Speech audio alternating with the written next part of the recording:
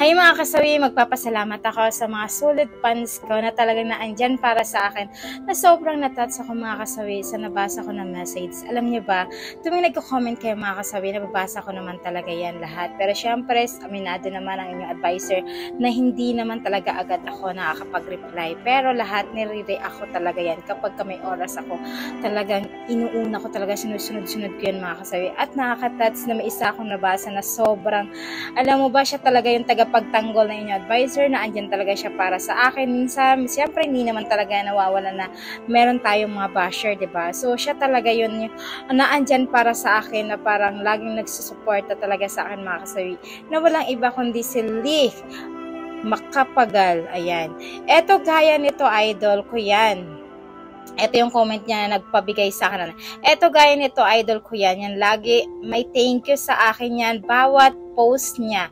Nagre-react at nag-comment. Ganyan sana. Tulungan tayo. Huwag yung pansarili lang na gusto niyong dumami ang likes at followers para sumikat, 'di ba? So eto gayahin nyo. Idol ko na nagpapasalamat palagi ito sa mga like at follow. Nakaka-touch mga kasawi. Thank you so much kay Lee Macapagal. Sobrang na-appreciate ko po talaga ito kaya hindi ako gumawa ng content kasi gusto kong pasalamatan yung mga solid supporters ko talaga. At syempre bukod pa kay Lee, isa pa rin naman na meron tayong tagapag magandang comment. Ito ay si Jonianiza. Ayan. Isa yan sa mga solid fans ko talaga mga kasawi, nakakataba ng puso kasi kapag ganito yung mga nababasa mo ng mga commentor, sila yung nagbibigay sa akin ng inspirasyon na paano ba ako ganahan na gumawa ng content dahil sa mga ganitong tao na solid fans ko talaga.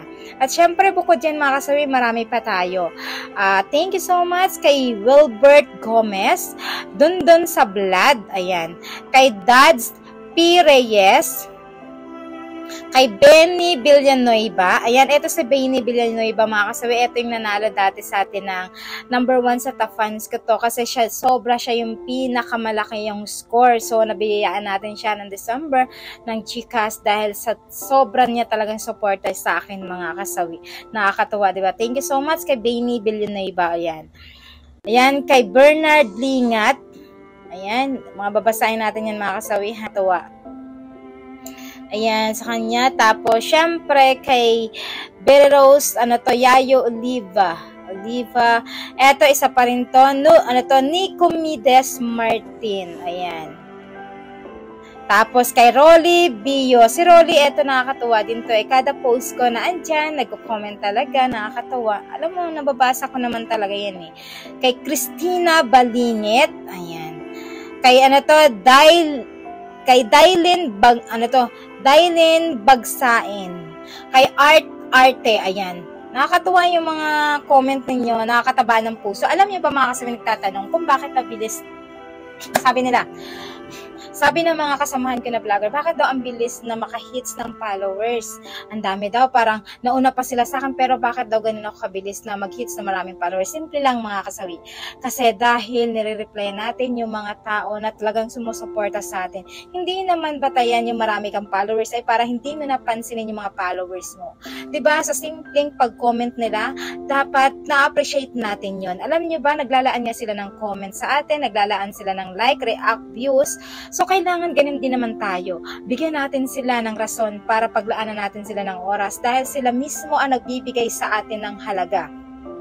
Sila yung mga tao talaga na solid fans natin na nagbibigay ng kumikita tayo sa industriya na ganito sa social media mga kasawi. Kasi kung wala naman talaga tayong followers, hindi nila tayo tatalangkilikin, hindi sila magtatangkilik sa atin mga kasawi. Wala rin naman talaga tayo dito. Sila yung mga dahilan kung bakit na andito tayo. Huwag nyo iisipin na porket marami na kayong followers ay hindi kayo mamamansin, hindi na kayo magre-react, hindi kayo magde-thank you, hindi man lang kayo magre-reply sa kanilang mga comment. Kasi ako talaga, to be honest mga kasawi, kahit na ang dami kong follower, hindi ko talaga nilalagay sa ulo ko na porket marami kang followers ay hindi na ako magre-reply, i-snap ko na to, bahala na sila mag-comment yan, wala akong pakialam kasi marami naman na akong followers, wala na akong pakialam sa kanila. Lagi niyang tatandaan, nag-umpisa tayo sa iisang followers, pumunta sa 2, 3, 4 hanggang naging 10, hanggang sa naging 100,000 tayo. Diba hindi naman kabawasan sa oras natin na mag-reply tayo sa kanila, mag-comment tayo sa kanila, mag-reply tayo at mag-thank you sa kanilang mga comments sa atin. Kaya lagi niyong tatandaan mga kasawi ha, sa mga baguhan na vloggers na kagaya ko, ayan, mahalin natin yung mga followers natin, yung 100% na mga sumusuporta sa atin. Syempre, give you na yung pamilya natin, kaibigan, mga BFF natin, yung mga kakilala natin. Alam niyo ba, yung mga hindi pa nga natin kakilala, minsan sila pa yung mga solid fans natin na talagang naandyan, na kaya tayong ipaglaban sa mga basher na hindi nakakakilala sa atin, di ba? Kasi sila yung mga baguhan naman talaga natin ng mga followers, yung bagong commenter sa atin, tapos may nagbasa sa'yo kasi hindi naman nila alam kung ano yung mga tinatalakay mo dito sa industriya ng page mo. So, mabilis sila mag-comment ng kung ano ang nababatay na content mo. Ang bilis nila mag-judge. Pero, syempre, yung mga kaalam nito, yung mga solid fans natin na, eto talaga yan. Sila yung magtatanggol mo. Salay na sila sa mga content mo. At hindi lang yun mga kasawi. Sila yung magtatanggol sa'yo sa mga basher mo. Salamatan natin yung mga solid supporters natin. Huwag tayo manghinayang na magbigay ng oras sa kanila dahil alam niyo ba kung bakit mga kasawi? Lagi niyang tatandaan na nag-umpisa tayo sa isa hanggang dumami tayo. Huwag niyong isiksik sa ulin nyo na marami na kayong followers, hindi kawalan yung isang followers na umayaw sa'yo or nag-unfollow sa inyo. Kasi hindi mabubuo yung 10 kung walang piso. Lagi niyong tatandaan yan. Hindi mabubuo ang 100 kung hindi dahil sa isa. Lagi niyong tatandaan yan. Kaya kailangan lagi niyong tatandaan ito mga kasawi. Feet on the ground lang tayo palagi. Lagi niyong tatandaan yan. Huwag niyong isiksik sa utak niyo. Marami kayong followers. Kaya hindi na kayo mamamansin. Isnabera na kayo. Isnabero na kayo. Kaya kailangan kung gusto niyong dumami yung mga fans ninyo, solid supporters at followers ninyo, syempre gumawa kayo ng mga content na nababatay sa industriya natin ngayon, sa social media. Gumawa tayo ng mga content na kailangan hook yung mga tao. Yung nakaka-relate sila. Diba kaya andito tayo ng mga vlogger ng content na talaga magiging hook na reality at masasabi nila na makaka-relate sila sa mga buhay-buhay na pinapost talaga natin. Kasi ganito tayo dito na tayo sa social media. So, kailangan alamin natin kung ano yung mga content na nakaka-hook para sa mga tao, para tangkilikin tayo. Diba ang pagpapalo ng isang tao, hindi mo naman pwedeng ipilit yan? Na ipollow mo naman ako kasi para dumami yung followers mo. Kusang magpa-follow sa iyo ang tao kung magugustuhan talaga nila yung mga content na ginagawa mo. Kaya nga nag-follow sila, so ibig sabihin nagustuhan nila. Kasi ang isang tao hindi man naman natin mapiplis sa kanila na i-follow tayo Kusa silang magpa-follow sa iyo mga kasawi. At lagi niyong tatandaan, hindi mabubuo ang 10 kung walang isa.